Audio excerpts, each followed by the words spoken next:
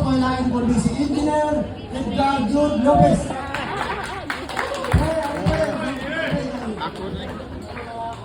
Of the representative of our OFW. Okay, representing Toronto. Namusta si Tito Eodit.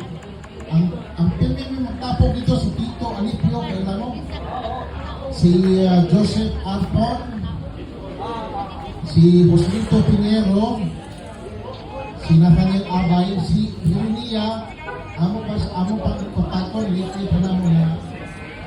Lipay ko na naka-join ko ninyo, even though bitaw sa plano rin ako. Ako yung plano rin, akong i-visit ako pwede sa buwang nasa kabuhi ko ba.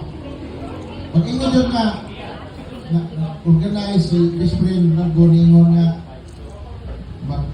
tapok-tapok ka, excited po kayo. Saya pas buntag, wala, andam namin nga radio dito. Strong nga po tayo nga itong panding. We're still together. I'm so thankful for the guys who organized the kapatid. Kali, active kayo, si Pao, si Jean, si Jean ang pinagkuhan, si Tomorrow. I won't talk too much. Just like on today, what I gotta do is just enjoy being with you guys. You know? More power. Thank you so much again. Ang sunod na to